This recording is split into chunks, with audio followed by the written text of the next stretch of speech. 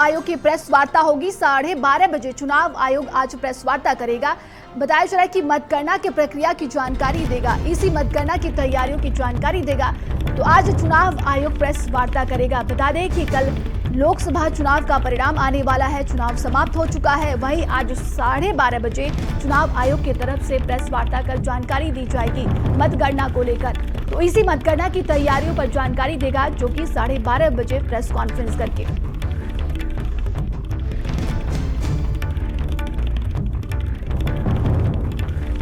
और संवाददाता दीपक हमारे साथ लगातार बने हुए हैं। दीपक, आज 12:30 बजे चुनाव आयोग की तरफ से प्रेस कॉन्फ्रेंस किया जाएगा।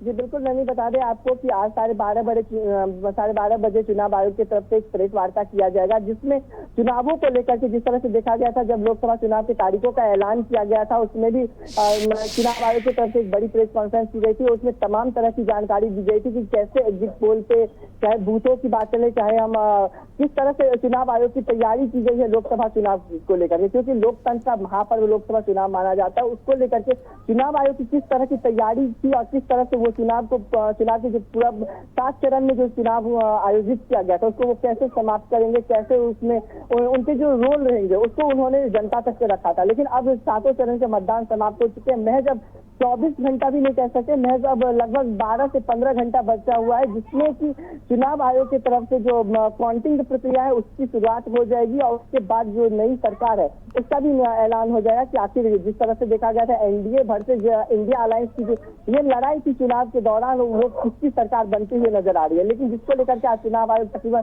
12:30 बजे एक बड़ी प्रेस कॉन्फ्रेंस करेगी और उसमें वो साझा करेगी कि किस तरह से पूरे 7 चरणों का जो चुनावी प्रक्रिया रहा है, किस तरह से लोग पोलिंग बूथ पे व्यवस्था की गई थी, किस तरह से लोग वहां पे पहुंचे थे वोट देने के लिए, कितना मतगणना किया गया, कितने प्रतिशत वोट हुए हैं, कितने लोग पहुंचे थे, कितने महिला वोटर्स पहुंचे थे, कितने नए युवक वहां पे वोट देने पहुंचे थे।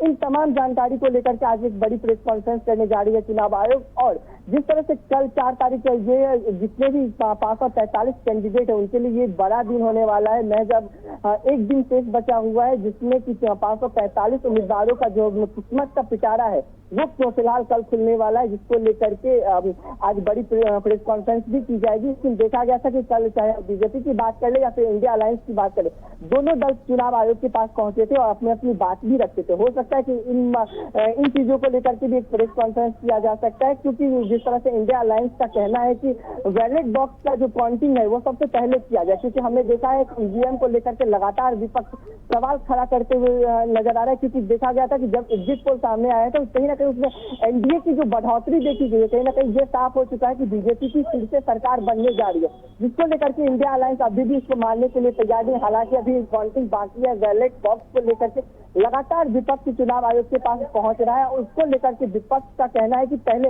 बैलेट बॉक्स की जो काउंटिंग है वो सबसे पहले की जाए, जिसको लेकर के चुनाव आयोग के पास इंडिया अलायंस का एक दल कल पहुंचा हुआ था और वहां पे चुनाव आयोग को अपनी बात रखी थी। लेकिन अब देखना ये होगा कि नंदनी आज 12:30 बजे जब चुनाव आयोग एक प्रेस कॉन्फ्रेंस आयोजित किया है, उस प्रेस कॉन्फ्रेंस में चुनाव आयोग अपने तरफ से क्या कुछ रखता है, क्योंकि इससे पहले भी देखा गया था चुनाव के तारीखों का ऐलान करने से पहले चुनाव आयोग ने अपना पूरा डिटेल्स दिया हुआ था कि किस तरह से वो चुनाव को आयोजित करेंगे, कितने वोटर्स हैं हमारे देश में, कितने नए वोटर्स इस बार जुड़े हैं लोकसभा चुनाव में। और जिस तरह से बूथों की बात करें, चाहे हम बात कर ले साउथ साइड में या फिर ईस्ट में, तो तमाम जगह पे जो ऐसे जगह है जहाँ चाहे नक्सली ही इलाका कर ले, तो बिल्कुल। तमाम जानकारी के लिए बहुत बहुत धन्यवाद आपका। और अब खबर गोरखपुर से।